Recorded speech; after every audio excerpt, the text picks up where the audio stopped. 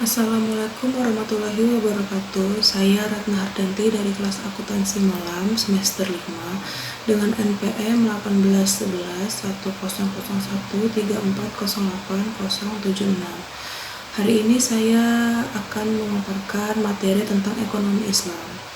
Mari kita mulai saja. Yang pertama, konsep dan dasar ekonomi Islam. Menurut bahasa, kata ekonomi berasal dari bahasa Yunani yaitu oikos, berarti keluarga atau rumah tangga, sedangkan nomos berarti peraturan atau aturan. Sedangkan menurut istilah yaitu manajemen rumah tangga atau peraturan rumah tangga, menurut Abdul Manan, ekonomi Islam atau syariah merupakan ilmu pengetahuan sosial yang mempelajari masalah-masalah ekonomi rakyat yang diilhami oleh nilai-nilai Islam.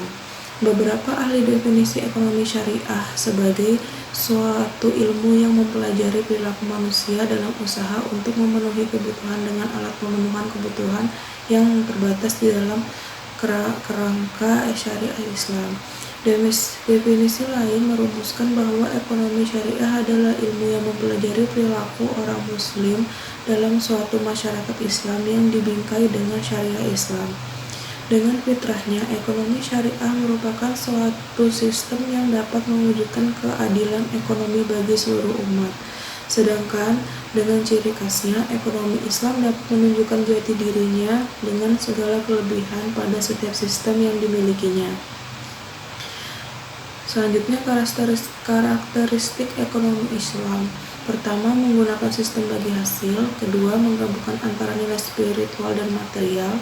Ketiga, memberikan kebebasan suatu ajaran Islam. Keempat, mengakui kepemilikan multijenis. Kelima, terikat akidah syariah serta moral. Keenam, menjaga keseimbangan rohani dan jasmani. Ketujuh, memberikan ruang pada negara dan pemerintah. Delapan, melarang praktik riba. Selanjutnya, perilaku ekonomi Islam. Di sini ada konsumsi dan produksi. Teori perilaku konsumen yang dibangun berdasarkan syariah Islam memiliki perbedaan yang mendasar dengan teori konvensional. Perbedaan ini menyangkut nilai dasar yang menjadi fondasi teori motif dan tujuan konsumsi, hingga teknik pilihan dan alokasi anggaran untuk berkonsumsi. Pertama, keyakinan akan adanya hari kiamat dan kehidupan akhirat. Kedua, konsep sukses dalam kehidupan seorang muslim diukur dengan moral agama Islam dan bukan dengan jumlah kekayaan yang dimiliki. Ketiga, kedudukan harta merupakan anugerah Allah dan bukan suatu yang dengan sendirinya bersifat buruk. Selanjutnya, beberapa aspek dalam melakukan produksi oleh seorang muslim adalah: pertama, berproduksi adalah ibadah, sama saja seorang muslim mengaktualisasikan ibadah bersama dengan bisnis yang dijalankan. Kedua, faktor produksi yang digunakan untuk menyelenggarakan reproduksi sifatnya tidak terbatas. Untuk menggunakan manusia perlu berusaha mengoptimalkan segala kemampuan yang telah Allah berikan. Seorang muslim tidak akan kecil hati bahwa sesungguhnya rezeki adalah dari Allah. Ketiga, seorang muslim yakin bahwa sesuatu yang dikerjakan dengan ajaran Islam tidak membuat hidupnya menjadi sulit. Keempat, berproduksi bukan hanya mencari keuntungan belaka. Dalam Islam, harta adalah titipan Allah sebagai amanah untuk dikelola mencapai kemaslahatan. Kelima, seorang muslim menghindari praktik produksi yang mengandung unsur haram atau riba, pasar gelap, dan spekulasi. Selanjutnya, kebijakan fiskal dan moneter dalam ekonomi Islam. Dalam Islam, kebijakan fiskal merupakan suatu kewajiban negara dan menjadi hak rakyat, sehingga kebijakan fiskal bukanlah semata-mata sebagai suatu kebutuhan untuk perbaikan ekonomi maupun untuk peningkatan kesejahteraan rakyat saja, akan tetapi lebih pada menciptakan mekanisme distribusi ekonomi yang adil. Sebenarnya kebijakan fiskal telah sejak lama dikenal dalam teori ekonomi Islam, yaitu sejak zaman Rasulullah dan Khulafaur Rasyidin, dan kemudian dikembangkan oleh para ulama. Selanjutnya, kebijakan moneter Islam harus bebas dari unsur riba dan bunga bank. Dalam Islam, riba yang termasuk di dalamnya bunga bank diharamkan secara tegas. Dengan adanya pengharaman ini, maka bunga bank yang dalam ekonomi kapitalis menjadi instrumen utama manajemen moneter menjadi tidak berlaku lagi.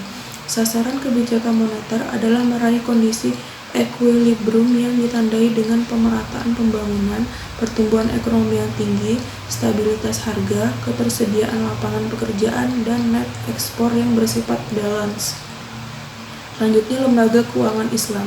Bank Syariah menjadi sebuah lembaga keuangan intermediasi keuangan antar unit defisit untuk unit surplus atau menawarkan jasa simpan pinjam, asuransi, dan penyediaan mekanisme pembayaran dengan berlandaskan prinsip syariah Islam. Di Indonesia telah banyak didirikan lembaga keuangan syariah. Lembaga keuangan syariah terdiri dari dua lembaga, yaitu bank dan non-bank. Lembaga Keuangan Islam Baitul Mal wa Tamwil atau BMT merupakan kependekan dari kata Balai Usaha Mandiri Terpadu atau Baitul Mal wa Tamwil, yaitu lembaga keuangan mikro atau LKM yang beroperasi berdasarkan prinsip-prinsip syariah. BMT sesuai namanya terdiri dari dua fungsi, yaitu pertama Baitul Tamwil atau rumah pengembangan harta yang bertugas melakukan kegiatan pengembangan usaha-usaha produktif dan investasi dalam meningkatkan kualitas ekonomi pengusaha mikro dan kecil dengan antara lain mendorong kegiatan menabung dan menunjang pembiayaan kegiatan ekonomi. Yang kedua, Baitul Maal atau rumah harta, menerima titipan dana zakat, infak, dan sedekah serta mengoptimalkan distribusi sesuai dengan peraturan dan amanahnya. Yang kedua ada takaful, adalah usaha saling melindungi antara tolong-menolong di antara jumlah orang atau pihak melalui investasi dalam bentuk aset dan atau tabarun yang memberikan pola pengembalian untuk menghadapi resiko tertentu melalui akad yang sesuai dengan syariat. Adapun prinsip dalam bertakaful yaitu saling bertanggung jawab, bekerja sama, dan saling membantu dan melindungi dari berbagai kesusahan orang. Yang terakhir adalah permasalahan ekonomi dan solusi menurut ekonomi Islam. Permasalahan ekonomi muncul karena adanya distribusi yang tidak merata dan adil sebagai akibat sistem ekonomi yang membolehkan eksploitasi pihak yang kuat terhadap yang lemah. Ada pula faktor yang mempengaruhi masalah ekonomi yaitu tanah dan sumber alam, faktor produksi, keadilan usaha, dan modal. Bagaimana ekonomi Islam menjamin kesejahteraan umat masyarakat?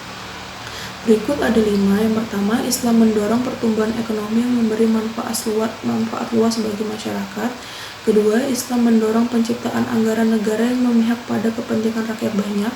Ketiga, Islam mendorong pembangunan infrastruktur yang memberikan manfaat luas bagi masyarakat. Keempat, Islam mendorong penyediaan pelayanan publik dasar yang berpihak pada masyarakat luas.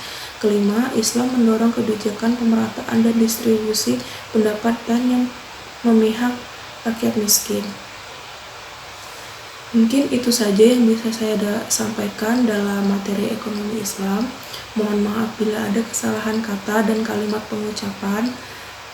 Semoga kita semua dilindungi Allah Subhanahu wa Ta'ala dan dijauhkan dari penyakit. Semoga kita selalu sehat. Terima kasih. Wassalamualaikum warahmatullahi wabarakatuh.